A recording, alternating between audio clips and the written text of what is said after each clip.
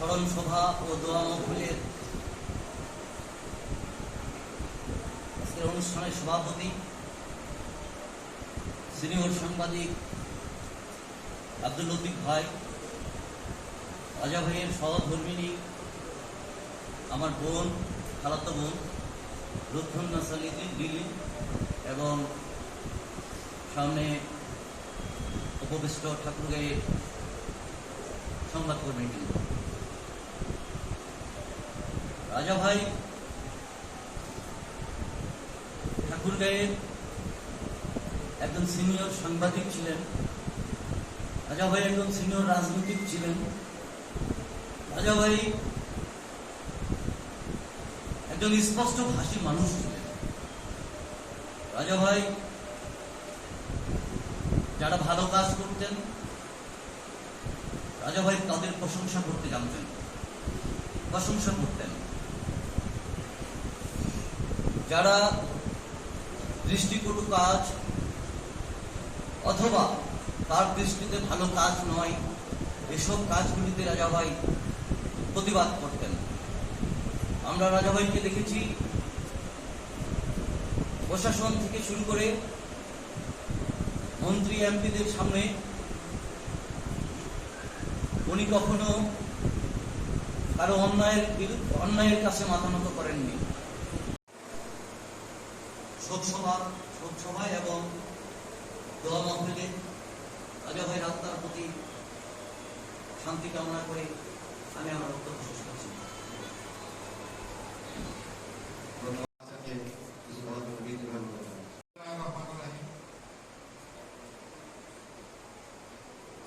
সত্যি অত্যন্ত ভারাক্রান্ত হৃদয়ে আজকে এই মঞ্চে দাঁড়িয়ে এমন একজন ব্যক্তির সম্পর্কে আমরা স্মরণ সভায় সমবেত হয়েছি, অন্য একজন ব্যক্তির পক্ষে দুঃসাধ্য ব্যাপার। সম্মানিত আজকের এই স্মরণ সভার সম্মানিত সভাপতি এবং আমাদের মাঝে উপস্থিত হয়েছেন মরহুম রাজা ভাইয়ের সহধর্মিনী, তার দীর্ঘদিনের পথ চলার সাথী, তার আদর্শ প্রেরণাদায়ী মমতাময়ী একজন নারী, আমাদের বোন। আমি সবাইকে সালাম জানিয়ে দুটি কথা বলে আমার বক্তব্য শেষ করব। রাজা ভাই সম্পর্কে আমি প্রথমেই বলেছি আমার সূচনা প্রারম্ভিক বক্তব্যে যে আসলে আমার মতো একজন ক্ষুদ্র মানুষের পক্ষে রাজা ভাই সম্পর্কে বলার আমার আসলে যোগ্যতা নেই। বেরিয়েছেন ঠিক ওই সময়টাতে হয়তো আমার জন্ম হয়নি, ফলে আমি আমার অপারগতা আমি বিনয় এবং একটি শুধু বলি, রাজা ভাইয়ের সাথে আমার দেখা হতো ম্যাক্সিমাম সময় আমাদের বটতলায় চা খাওয়ার আমন্ত্রণ জানাতো। মানুষকে একটা আপন করার একটা কারিশমা, আসলে এটা রাজনৈতিক ব্যক্তিত্ব যারা তাদের মাঝে থাকে, নাহলে গণমানুষের নেতা হওয়া যায় না। সেটি আমি দেখেছি। উনি আমার সম্পর্কে কথাবার্তা হতো। ওনার একটা চাওয়া ছিল ঠাকুরগাঁও প্রেস ক্লাবকে নিয়ে, যেটি আমার সাথে ওনার কথা প্রসঙ্গে উনি ব্যক্ত করতেন। ঠাকুরগাঁও প্রেস ক্লাবে তখন প্রেস ক্লাব কিন্তু একটা জেলা, আমি মনে করি সর্বোচ্চ একটা ফোরাম। ভাইরা প্রেস ক্লাব তার পক্ষে থাকে এবং বিচারহীন মানুষের, অধিকারহীন মানুষের এই কথাগুলো আমরা মিডিয়ায় তুলে নিয়ে আসি এবং চিন্তাগুলো আমাকে বলতেন, তোমরা শিক্ষকতা করো, কলেজে শিক্ষকতা করো, সাংবাদিকতা করো, প্রেস ক্লাবে আসো। এটা আমার কাছে আমি কোনোদিন ভুলবো না। উনি চাইতো যারা শিক্ষিত সচেতন। আমি শেষ করবো আরেকটি কথা বলে, আপনাদের সবাই বলছে যে রাজা ভাই স্মরণ সভা, সবাই বলছে রাজা ভাই। আমার যারা সিনিয়র তারাও বলে রাজা ভাই, আমার যারা জুনিয়র তারাও বলে রাজা ভাই, সাংবাদিকও বলে রাজা ভাই, রাজনীতিবিদ বলে রাজা ভাই। এই যে ভাই হওয়ার যে যোগ্যতা, এটা রাজা ভাই ছিল। আমাদের কর্মে চেতনায় প্রেরণায় জেগে থাক ঠাকুরগাঁও প্রেস ক্লাব সম্মানিত করেছেন। এরকম বিপরীতে রাজা ভাইরা আমাদের আসুক, আমরা মানবতা মুক্তি পাক, এই কামনা করেই আমি আমার সংক্ষিপ্ত বক্তব্য এখানে শেষ করবো। আরেকটি ক্লাস, আমাদের জায়গা অনেক আছে, আমরা চারটে শুধু ছবি না, ছবির নিচে ওনাদের কর্মকাল, জন্ম, মৃত্যু, কোন পত্রিকায় কতদিন কাজ করেছেন, তার রাজনৈতিক থেকে এই বিষয়গুলো তার সংক্ষিপ্ত জীবনভঙ্গি ছবির নিচে করে একটা পোর্ট্রেট চারটা করা যায়। এটা আমি প্রস্তাব দিয়ে গেলাম, আপনার বিবেচনা রাখার। সবাইকে অসংখ্য ধন্যবাদ আমার কথা শোনার জন্য। সদস্য শাকিল আহমেদকে বক্তব্য রাখার জন্য বিনীতভাবে অনুরোধ জানাচ্ছি। সহকর্মীবৃন্দ, আজকে আমরা যে কারণে এখানে উপস্থিত হয়েছি আপনারা সবাই জানেন। আমাদের শ্রদ্ধেয় ঠাকুর প্রেস ক্লাবের সাবেক সভাপতি আক্তার হোসেন রাজা বাবার ওনার সাথে অনেক কিছুই আমার এক্সপিরিয়েন্স আছে, কাজের অভিজ্ঞতা। উনি সবসময় আমাদেরকে সুনির্দিষ্ট দিক নির্দেশনা উনি দিতেন এবং সবসময় সৎ পথে চলে সাংবাদিকতা করার কথা বলতেন। অনেক আলোচনা সভা, শোক সভা, বিভিন্ন অনুষ্ঠান করছি। এই বর্ডন ধীরে ধীরে মাথার ঘাম পায়ে ফেলে রাজাভাই সৃষ্টি এই বর্ডন। ধন্যবাদ জানিয়ে রাজাভাইকে শ্রদ্ধার সাথে স্মরণ করছি আজকে এই রাজাভাইকে। আমি এই পর্যায়ে কিছু বলার জন্য অনুরোধ জানাচ্ছি ঠাকুর প্রেসক্লাবের ডক্টর সম্পাদক আমির হাসান তানুকে কিছু বলার জন্য বিনীতভাবে অনুরোধ জানাচ্ছি। আসলে রাজা মামা আমাদের মাছ থেকে চলে যাওয়ায় আমি সহ আসলে আমার পরিবার এবং আমাদের ঠাকুরবাসী খুব ব্যথিত। আসলে রাজা মামার সাথে পরিচয়টা সেই 2005 থেকে 2006 ওই সময় আমি যখন জনরব এবং নবায়ন পত্রিকায় কাজ করে ছবি তুলতাম, তখন উনি আমার থেকে ছবিটা নিতেন। আমার সাংবাদিকতা আসার পেছনে রাজা মামা, লতিফ মামা, মনসুর মামা এদেরকে আমি দেখতাম। ঠাকুরটা শহরে যখনই আমি পরিচয় দিতাম, আমিও সংবাদ করি, তখন বলতো রাজা সাংবাদিককে চিনো, বা লতিফ সাহেবকে চিনেন, বা মনসুর আলীকে চিনেন। তো সেই কারণে রাজা মামার সাথে দীর্ঘদিনের একটা আমার, উনি শেষ বয়সে যখন নিউজগুলো আনতেন না, আমি আসলে টাইপ করি, তখন ওনার পত্রিকা পাঠাতাম হোক। এবং রাজা মামার মতন এই আমাদের ঠাকুরগাঁয়ে যে ওনার অবদান, ওনার রাজনীতিতে যে অবদান, সেই অবদান যেমন আমরাও রাখতে পারি সেই প্রত্যাশা করছি।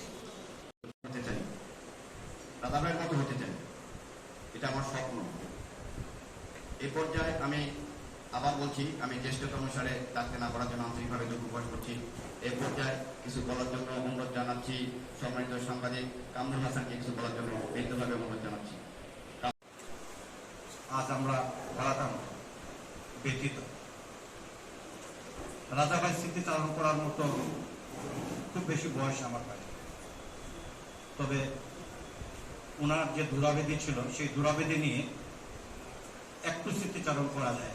উনি ডায়াবেটিক্সের রোগী ছিলেন। উনি নিয়মিত আমার কাছ থেকে, আমার একটা মেডিসিনের দোকান আছে, উনি ইনসুলিন নিতেন। আর আমি যখন এই লাইনে আসলাম, উনি আমাকে উপদেশ দিতেন, বসে বসে ভালো ভালো নিউজগুলো করবা, বেশি দৌড়াদৌড়ি করার দরকার নাই, এখানে বসেই তুমি সবকিছু করতে পারবা। চিকিৎসা জগতে অনেক দুর্নীতি, অনেক অনিয়ম হয়, এখান থেকে তুমি অনেক কিছু করতে পারো। রাজাভাইয়ের সঙ্গে অনেক জায়গায় গেছি, বাংলাদেশের বিভিন্ন জায়গায় গেছি, তেল গ্যাস আরো বিভিন্ন উনি যেগুলো নিয়ে কাজ করতেন, সেগুলো খুব মনে করে।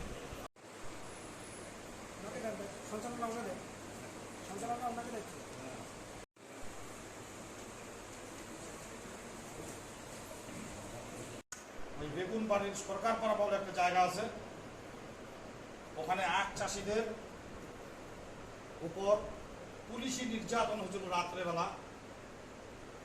ওই নির্যাতনের সময় ওখানে আমাদের ঠাকুরগাঁ সরকারি বালক উচ্চ বিদ্যালয়ের একজন ছাত্র ছিল, সেই সময়ে তারও উপর নির্যাতন হচ্ছিল। ওই ঘটনার ক্রমে আমরা ওই আন্দোলন সংগ্রামে সম্পৃক্ত হয়েছিলাম।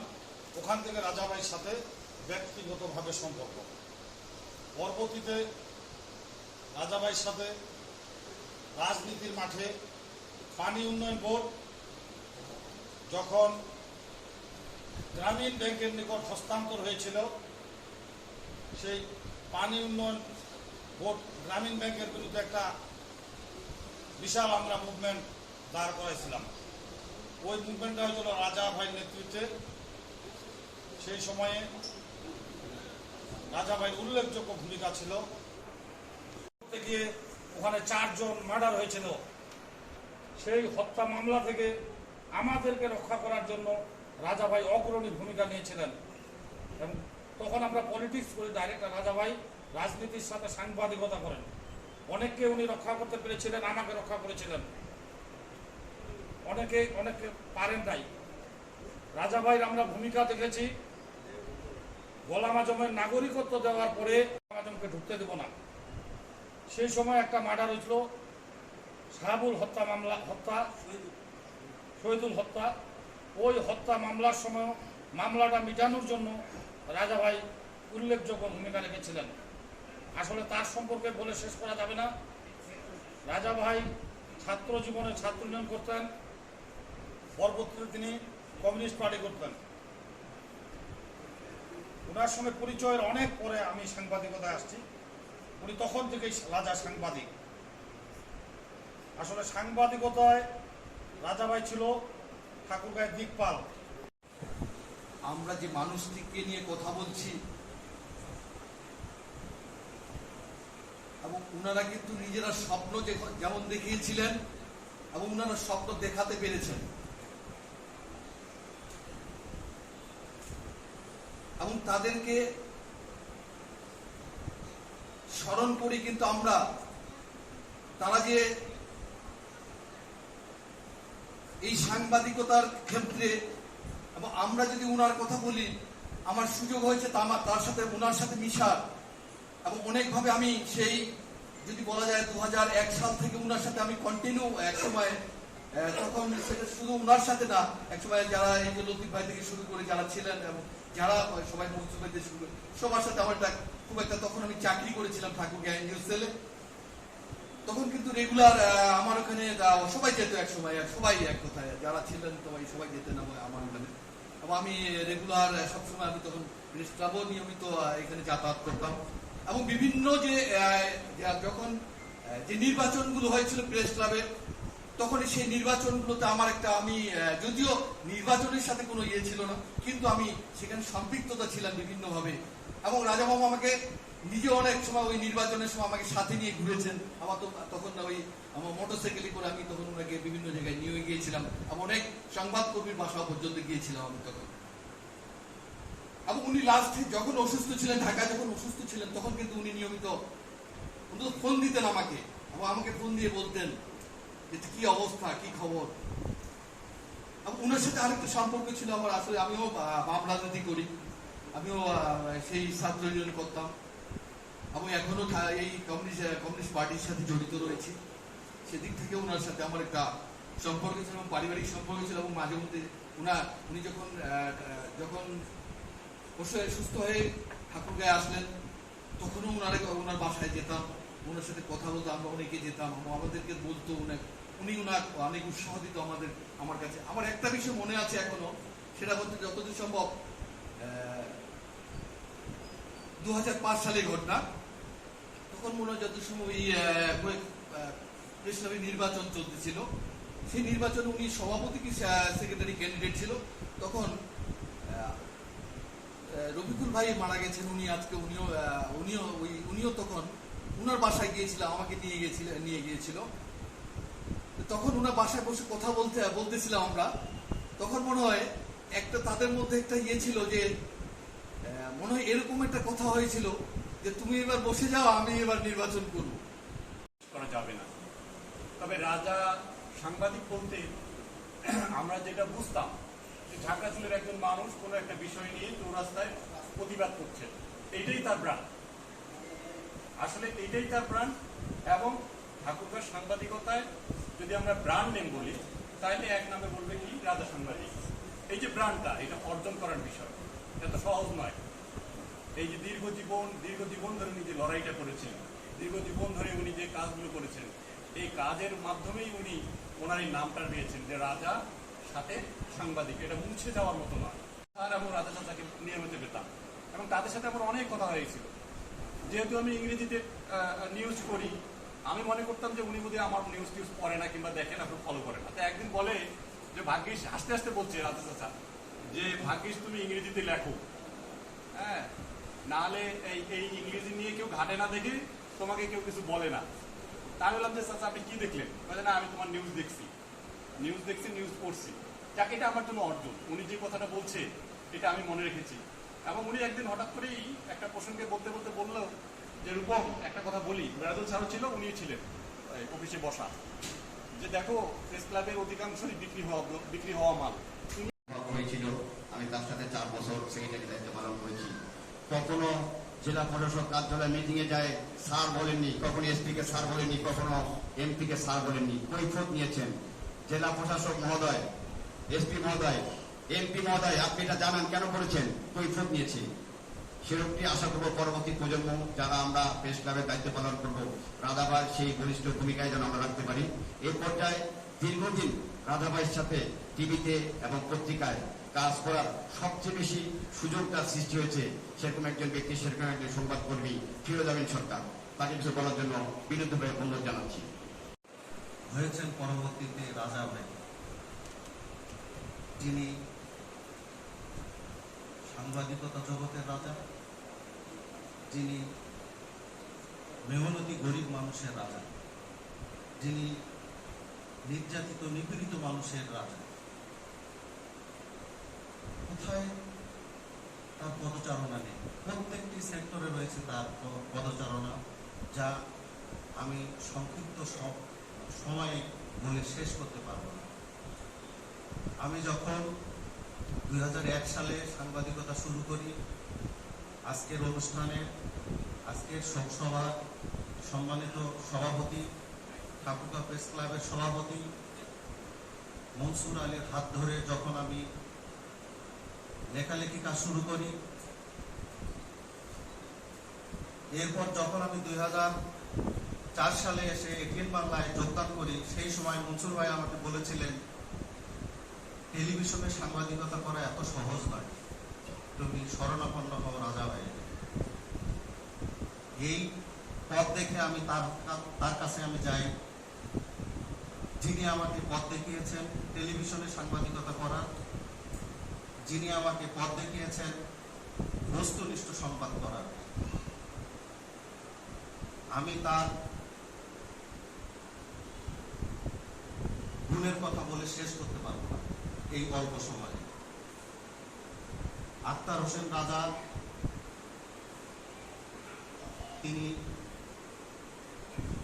সাংবাদিকদের মণিকোঠায় থাকবেন রাজা বেশে, এবং এখন যেখানে আছেন সেখানেও থাকবেন তিনি রাজা বেশে।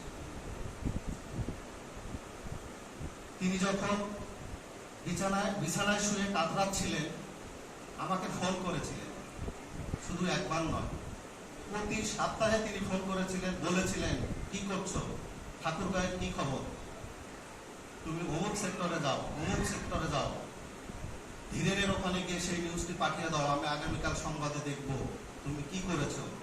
আমাকে নির্দেশনা দিয়েছেন, আমাকে সার্বিক সহযোগিতা করেছেন, সাহায্য দিয়েছেন। আক্তার হোসেন রাজা, তিনি আমার মাঝে শুধু রাজা হয়ে নয়, এই অনুষ্ঠানে, এই শোক সভায়, স্মরণ সভায় যারা এসেছেন, আমি মনে করব সকলের অন্তরেই তিনি রাজা বেশে আজীবন থাকবেন। তার কাছে আক্তার হোসেন রাজা ভাই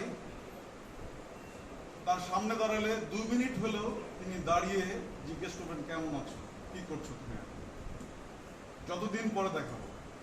এগুলো আমরা সবাই জানি, আসলে বারবার উচ্চারণ করা হচ্ছে। আমি শুধু 2টি পয়েন্ট বলে শেষ করব। প্রথমত, যে তার সাংবাদিক জীবন, তিনি, আমরা তখন শাহজালাল বোর্ডিংয়ে আমরা কয়েকজন সংবাদ পড়তাম জোট বেঁধে। তো আমরা তো নতুন, 2004 সাল, তখন তো জাতীয় পত্রিকায় কাজ করি, এখন যারা সিনিয়র তাদের কাছে শিখতে হবে। তো রাজা ভাই ছিলেন, রাজা ভাই আমাদেরকে, আর জোয়া ভাই, এটিএম শামসুজ্জোহা বাবু, এই 2 জন কিন্তু আমার প্রথম শিক্ষক। রাজা ভাই আমার যেমন আত্মার আত্মীয়, ঠিক তেমনি আমার সাংবাদিকতার শিক্ষক, আর রাজনৈতিক গুরুও বটে।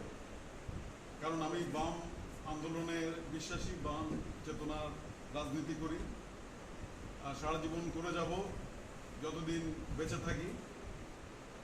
কোনো প্রাপ্তির আশা নেই, রাজা ভাইয়ের ছিল না শেষ পর্যন্ত। কারণ উনি যেমন উদাসীন জীবনযাপন করতেন, আমি ওনাকে কোনোদিন 5টার আগে আমি বাড়ি ফিরতে দেখতাম না, খেতে যেতে দেখতাম না। আমার যতটুকু আমার স্মরণে আছে, আমি যদি ভুল না করি, সারাদিন উনি কাটিয়ে দিতেন সংবাদ সংগ্রহে বা স্বাধীন চেতা মানুষ ছিল, বিপ্লবী মানুষ ছিল। নজরুলের ভাষায় বলতে হয়, পরবীর চির উন্নতম শির শির নিহারি আমার শির শিখর কুমার দিয়া খোদার আসনা রুশিয়া উঠিয়াছি আমি চির বিস্ময়, আমি বিশ্ববিধাত। রাজাভাই আসলে এমনটি ছিলেন। তার কর্মময় জীবনে আমার 22 বছরের অভিজ্ঞতার অনেক স্মৃতি লুকিয়ে আছে। শুধু একটি বলি, তখন আমরা কম্পিউটারের নিউজ ফ্যাক্সের মাধ্যমে পাঠাতাম। হঠাৎ ফ্যাক্সে ডিস্টার্ব হওয়ার কারণে ফ্যাক্স যাচ্ছে না, সেই কারণে হাতে লিখে পাঠাতে হবে, খুব জরুরি নিয়ে গেল। তো উনি বললেন যে বুলবুল কলমটা দাও। আমি কলমটা নিয়ে আসি। আমাকে একটা ধমক দিয়েছে যে তুমি একজন কলেজের শিক্ষক, তুমি কি সাংবাদিকতা করো, তোমার কাছে কলম নাই? তো শিক্ষা প্রতি মুহূর্তে আমাকে তিনি আলোকিত করেছেন। শুধু আমাকে নয়, ঠাকুরগাঁয়ের অনেক সাংবাদিককে তিনি আলোকিত করেছেন। টেলিভিশনে কাজ করেন উনি। আমাকে আর দ্বিতীয় প্রশ্ন করেন। রাজা ভাইয়ের সাথে রেজা ভাই এই কথা শোনার পরে রেজা ভাই বললেন, তো তুমি ঠাকুর থেকে এসেছো? জি। তো রাজা ভাইকে কি হয়েছে? উনি বাংলাদেশ টেলিভিশনে সাংবাদিকতা করেন এবং তার সাথে আমরা সবসময় একসাথে কাজ করি। আমার ইন্টারভিউ এইটুকুই ছিল। পরবর্তীতে আমি বৈশ্বিক টেলিভিশনে নিয়মিত কাজ করি দীর্ঘদিন। তো এইরকম পথ চলায় অনেকবার তার সাথে যে শুধু বন্ধুত্বের সম্পর্ক ছিল, নিবিড় সম্পর্ক ছিল সেটা নয়, তার সাথে কখনো কখনো খুনসুটি, রাগান্বিত, রাগ, স্নেহ, ভালোবাসা ইত্যাদি ইত্যাদি ছিল, যেগুলো আজকে আসলে বললে অনেক সময় লাগবে। যে একটি প্রতিষ্ঠান, এই যে একটি আইডল, অনুকরণের একটি অনুকরণীয় দিক। আক্তার হোসেন রাজা আমার চাচা, ওনার জীবনের শ্রেষ্ঠ সময়টি ঠাকুরগাঁয়ে ব্যয় করেছেন। তারপরেও উনি কিন্তু পীরগঞ্জকে ভুলে যাননি। উনি ছিলেন পীরগঞ্জের জন্য একটি আশ্রয়স্থল। পীরগঞ্জের কোনো মানুষ কোনো বিপদে পড়লে প্রশাসন সহ বিভিন্ন জায়গায় কোনো সহযোগিতার দরকার হলে সর্বপ্রথম আক্তার হোসেন রাজা চাচাদের শরণাপন্ন হতেন এবং এখানে আসে তারা যথেষ্ট সহায়তা পেয়েছেন। পীরগঞ্জের মানুষের ভরসা এবং আশা একটি আশ্রয়স্থল ছিলেন আক্তার হোসেন রাজা।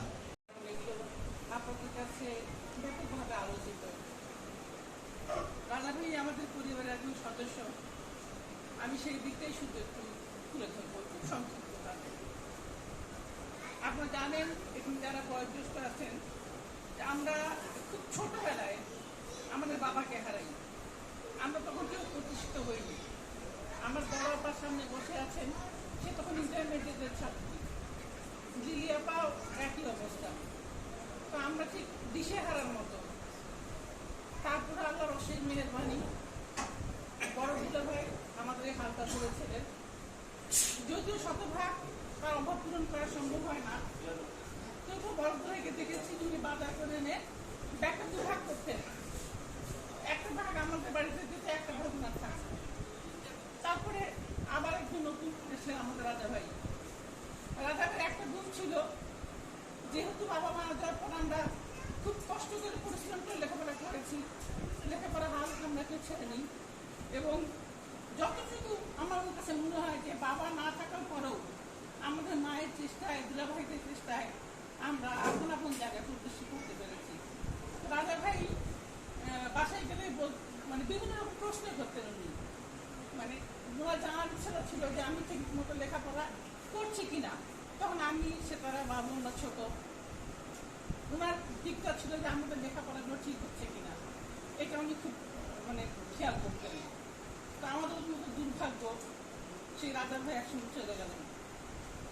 আপনারা জানেন যে আমাদের প্রিয় ছিল আমাদের বাবু ভাই। সেই বাবু ভাইও তার একটা ইয়ে ছিল যে সকাল হলে সে আর কিছু না করে 4 বোনের বাড়ি একবার সে হাজিরা দেবে। এটা তার নিত্য দিনে সেই কাজটা করতো। সে শুরু করতো বড় বোনের বাসা দিয়ে, একবার করে সব বোনের বাসায় সে তাকেও আমরা হারিয়েছি। এরপর আমরা রাজা ভাইকেও হারালাম।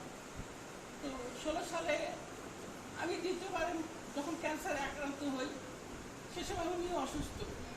তা আমাকে বলতো যে দেখ তোর বুবুকে বলিস না, আমি তো বেশি দিন বাঁচবো না, ওকে বললেও কষ্ট পাবে। তা আমি বলতাম দাদা ভাই আপনিও টিপ করতেছেন, আমিও কিন্তু টিপ করতেছি, কে আগে যাবো বলা তো যায় না, আমিও আগে যেতে পারি, কারণ আমার তো দ্বিতীয়বার ক্যান্সার, আমি নাও থাকতে পারি। তা আপনি আমার জন্য দোয়া করেন, আমি আপনার জন্য দোয়া করি। আমি থেকে গেলাম টিপ করে, রাজা ভাই চলে গেলেন। আপনারা দোয়া করবে রাজা ভাই যেন জান্নাতবাসী হয়। উদ্ভিদের কথা যখন উঠেছে তখন আমি একটু কথা আমাদের ছোট ভাই সাংবাদিকদের একটু স্মরণ করিয়ে দিতে চাই। সেটা হলো মোনাজাত উদ্দিন সংবাদে আসার আগে দৈনিক আজাদে ছিলেন। আমি তখন 1972 সালে দৈনিক আজাদে লেখা শুরু করি। দৈনিক আজাদ অফিসে মোনাজাত উদ্দিনের আমার দেখা হয়, অনেকক্ষণ ধরে কথা হয়, সংবাদ নিয়ে আলোচনা হয়। আমাকে বললেন যে আপনি কেন এসেছেন। আমি বললাম যে আমার 4 মাসের বিল বাকি আছে, এই বিলটা তুলতে এসেছি। আপনি কেন এসেছেন বলে আমারও তো এই অবস্থা, কয়েক মাস হয়ে গেল আমি কোনো বিল পাচ্ছি না। আমাকে বললো আপনি কত টাকা পাবেন। আমি টাকার পরিমাণটা পরে বলছি। টাকার পরিমাণটা বললাম, উনি বললেন তো অনেক টাকা। বলে হ্যাঁ পাচ্ছি কই, আমি তো 3-4 দিন থেকে ঘুরছি, টাকার বিলটাই পাচ্ছি না। কাল আসেন পরশু আসেন, এইভাবে করতে করতে বেশ কয়েকদিন ঘুরে আমি আমার এক বন্ধু ছোট ভাইকে দায়িত্ব দিয়ে আসলাম, অথরাইজ লেটার লিখে দিলাম, যদি টাকাটা তুলতে পারো আমাকে পাঠাই দিন। কিভাবে? আমার যিনি শ্বশুর রাজা সাহেবের তিনি উকিল শ্বশুর, সেদিক দিয়ে আমাদের মধ্যে একটা ঘনিষ্ঠতা ছিল। 1975 বা 76 সালে আমি একটা ইত্তেফাকে নিউজ করি, বিড়ালের পোস্টমর্টেম। তখন এসডিও সাহেব ছিলেন আক্তার হোসেন, তখন তো জেলা হয়নি, সাব ডিভিশন। বিড়ালের পোস্টমর্টেম নিউজটা আমি খুব সাদা মাটা করে হেয়ালি করে পাঠিয়েছিলাম। ওনার বাড়ির বিড়ালটা বারান্দায় মৃত অবস্থায় পড়েছিল। উনি পশু হাসপাতালের ডাক্তারকে ডেকে এনে মৃত্যুর কারণটা কি এটা বের করার জন্য বলেছিলেন। উনি মাথা টাথা নাড়ে টাড়ে লোম টোম চাষে দেখলো যে এর মাথায় আঘাত লাগছে। তখন AKG মহিউদ্দিন সাহেব ছিলেন পশু হাসপাতালের ডাক্তার। চৌরাস্তায় উনি গল্প করলেন, আমি শুনে ওটা নিউজ করলাম। নিউজটা যে প্রথম পাতা এইভাবে বক্স করে আসবে আমি নিজেও চিন্তা করি। এসডিও সাহেব মহা খেপা, গোটা বাংলাদেশে এসডিও সাহেবের বিড়ালের পোস্টমর্টেম হয়েছে, এটা তো একটা অপমানজনক উনি মনে করলেন। উনি তো খুব খেপে গেলেন। তখন রাজাকে বললাম, রাজা এটা কি হবে, এসডিও সাহেব তো খুব খেপে আছে। বলে আমাদের তো নিউজের জন্য অনেক বিভিন্ন কারণে যেতে হয়, ওনার রাগটা কমাতে হবে, চল যাই।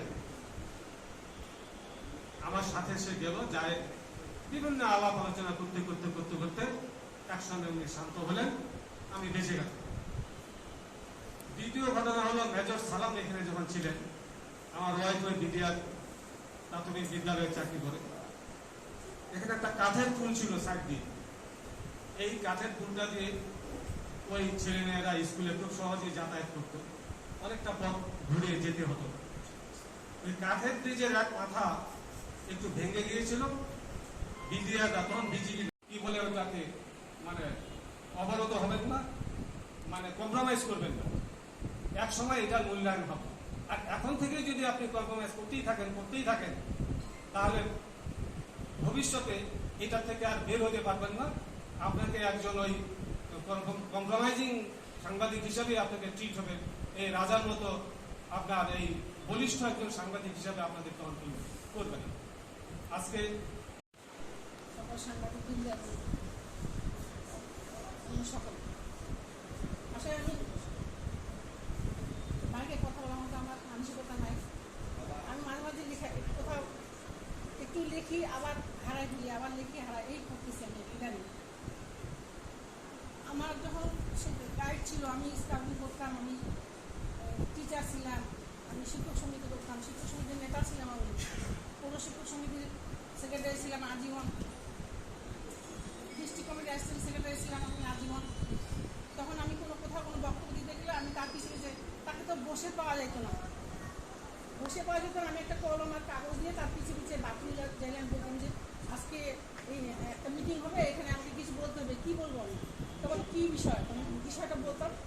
তো ওই পিছিয়ে হাঁটতে হাঁটতে দু একটা কথা বলতো, আমি লিখতাম, নোট করতাম, আবার হয়তো শেষ হতো না, খাওয়ার পরে শুইতো, তখন এরপরে কী বলবো বলে এইটা বলবো, ঠিক আছে শেষ না, ওটা তখন আমি নোট করতাম, নোট করে আমি, আর আমাকে বলতো যে মাইক সামনে পাইলে তুমি যা বলার বলে দিবা, ঠিক আছে মাইকটা। আর ছাত্রদেরকে গালিগালাজ করতে আমি দেখছি, কমিউনিস্ট পার্টির ছাত্রদেরকে, ছাত্রীয় ছেলে মেয়েদেরকে সে পড়ালেখার জন্য সবসময় বকাবি করতো। আমি আমার পরে বলতাম যে এদেরকে বকাবি করতেছে কেন, এরা তো মাইন্ড করতে পারে, বলে পড়ুক, নাহলে শিখবে কেমন করে, না পড়লে এরা শিখবে, না পড়লে তো শিখবে না। শুধু তাই নয়, আমাকে সে একটা বড় পাতা দিয়ে, একটা সংবাদের বড় পাতা দিয়ে আমাকে বলতে এইটা পড়িও। আমি বললাম যে আমি কাজ করবো না, চাকরি করতাম তো অনেক বলবো, কারো কাজ করতে, আমি জানি এটা পড়লে এখন প্রশ্ন করবে আমাকে, অনেক প্রশ্ন ফুটায় করবে। তারপর কোনো সময় বসে আমি নোট করে করতাম, একবার দুবার তিনবার করতাম, করে যতক্ষণ প্রশ্ন হতো না আমার প্রত্যেকটা ওখান থেকে কী বের হচ্ছে সব নোট করে বের করে চুপ করে থাকতাম আমি। তারপরে আজকে হোক কালকে সে আমাকে ধরতো, ঠিক আছে। আমি এটা আবেদন করতেছি আপনাদের কাছে, সম্রাট একবার একটা লেখা লিখছিল, আমাদের রাজা ভাই মনের সম্রাট, তা আমি ওই পত্রিকাটা পড়ে আমি যত্ন করে রাখছিলাম, রাখে দিচ্ছিলাম, তো এখন জানি না ওটা আসে কিনা বলতে পারবো না। খুব ভালো লাগছিল পত্রিকাটা, আপনারা যদি দেন সবাই, যে যেটা জানেন, অনেকে অনেক কিছু বলতে পারেননি, তাহলে আমি এটা পরে প্রকাশ করার চেষ্টা করবো বই আকারে। এটা আমার আবেদন থাকবে আপনাদের প্রতি। আর দয়া করে আরেকটা কাজ আমি পড়াইছি তাকে, যেটা হলো ইসলামী, আমি নামাজ পড়াইছি তাকে 5 ওয়াক্ত, তাকে দোয়া পড়াইছি, সবসময় রাত 1টা 2টা 3টা পর্যন্ত আমি তার ডায়ালিসিস করতাম। কোনোদিন আমি 1টা 2টা 3টা সময় থেকে 3টায় খাইতাম, প্রতিদিন আমার বোনরা জানে, ওরা বলতো যে আল্লাহ তুই যেন সুস্থ থাকিস, তখন বলতো যে আমাকে চা দাও, ডায়ালিসিসটা একটা ওষুধ খাই দিন, সেই ওষুধটা সে খাবে না, বলে চা দাও, তাহলে আমি খাবো ওষুধ। চা দিলে বলে 3 কাপ চা দাও, 3 কাপ খেলে লোকজন আসবে না, লোকজন আসলে খাবো না, খাবে না ওরা, আমি তো একাই খাবো, তো আমি 2 কাপ করে দুজনে ভাগ করে খাইতাম। তখন হয়তো ওরা 2টা বাজে ওই ওষুধটা খাওয়ানোর জন্য। আমি তাকে বুঝাইতে সক্ষম হয়েছি যে তোমার এখন অসুস্থ, তুমি অনেক অসুস্থ, তোমার প্রতি কারো প্রতি তোমার যদি কোনো রাগ থাকে, যে কোনো কারো প্রতি, তুমি এটা ক্ষমা সুন্দর দৃষ্টিতে নেবা, কোনো রাগ রাখবা না, যে ক্ষমা করে আল্লাহ তাকে পছন্দ করে। আর মানুষের পিছনে দৌড়ে দেখছি, মিঠু বলছিল একটা কথা, আমি দৌড়ে দেখছি, আমি আমার মাটির ঘর, আমি রান্নাঘরে বসে থাকতাম, আর পাটি পাতে তারা রাত 2টা 1টা 3টা মিঠু, আর রান্না করতে আমি 4 দিতাম, সেটা অনেকেই জানে। করছি ছাত্রদের জন্য করছি, আর সাংবাদিকদের জন্য করছি।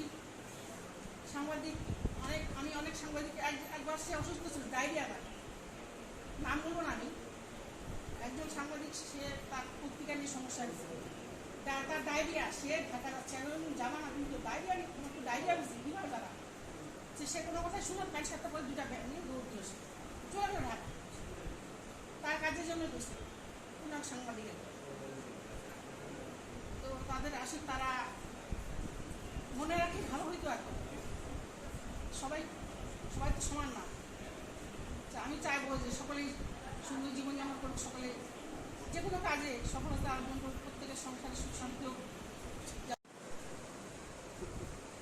আজকে আপনারা আসছেন, আপনাদেরকে আমি শ্রদ্ধা এবং ভালোবাসা এবং সালাম জানাই। আমরা অনেকে সমালোচনা করি বাইরে, কিন্তু কাজ অন্য কিছু না। আমি দুটো কথা বলবো। একটা হচ্ছে শেষ মুহূর্তে রাজাভাই টেলিভিশনের বিষয়ে একটা বিতর্ক ছিল। উনি কিন্তু শুট করে রাত্রে 7টার দিকে আমাকে ডেকে নিন। আমি বললো যে একটু সমস্যা হয়েছে। আমি কি সমস্যা বলেন? তখন বলতেছে যে বিজেপিটা নিয়ে একটু সমস্যা হয়েছে, এটা কি করতে হবে? আমি বললাম কি করতে হবে বলেন। ইনুস সাহেবের সাথে, তখন ইনুস সাহেব তথ্যমন্ত্রী, আমি তখন ইয়াকে বললাম, রাজু ভাইকে বললাম যে এই সমস্যা একটু কাকাকে বলতে হয়, এগুলার জন্য সমস্যা সমাধান হয়ে যাবে। 9টার দিকে আমি সকালে চলে আসি, উনিও ওই দিকে বেরিয়েছে। একটু 10টার আগে বিশেষ সাহেবের বাসা দিতে হবে। কেন? হচ্ছে বাকির সাহেব তখন দিছি। আমি বললাম বাকির সাহেবের সাথে আমার সম্পর্ক ভালো না, আমি গেলে বলি যে নোয়াখালিয়া লোকজনকে আপনার সম্পর্ক, আপনি অন্য লোকের সাথে সম্পর্ক না। কথা না আমি থাকবো না, অসুবিধা হবে না। আমি তখন বললাম যে কথাকে আগে আপনি বলবেন না আমি বলবো? তাহলে বলবো তুই একটু ঝালটাল দিয়ে দিবি, তারপর আমি গেলাম দুজনে। যা বললাম তো আপনি তো দিছি আর দুই পাশে তো আগুন লাগাই দিচ্ছেন, আপনি এই আগুনকে নিবানোর জন্য কোনো ব্যবস্থা নিচ্ছেন। আর কি পাকো মন্ত্রী, তুই তো কাকো, তুমি তো আমাকে দেখতে পারো না। তুমি কেন? আমি কি আগুন লাগাইলাম গো? এই যে সুপারি নিয়ে যে গোলমাল এসপি আর জজ সাহেবরা, এইটার সমাধান করবেন না? আপনি নাটক দেখতেছেন। কথা হয় না রাজা কি কমু পাও? আমরা তখন বলে আসি রাজা ভাই যে আজকে রাত্রের মধ্যে জজ সাহেবকে আর এসপি সাহেবকে ডাকে বলেন, তার জন্য কোনো বাড়াবাড়ি না হয়, কোনো কিছু না হয় বিষয়গুলো। কারণটা হচ্ছে এসপি সাহেব আমাদের সাংবাদিকের মেয়ে, ওই তাই করলেন। কিন্তু যাকে বললেন যে আর জন্য বাড়াবাড়ি না, চুপচাপ, তাই কিন্তু করলেন বিশেষ বিষয়গুলো হচ্ছে। কিছু কিছু জিনিস আছে যারা আজকে যে বইগুলোর নাম বলবো, অনেকে জানেন কিনা, মার্কসের কিছু বই আছে, কার্ল মার্কসের বই আছে, লেনিনের বই আছে, মার্কসের বই আছে। হ্যাঁ, এই বইগুলো ইন্ডিয়ান কিছু রাইটার বই আছে। এই বইগুলো কিন্তু আমি খুব পড়তাম এক সময়।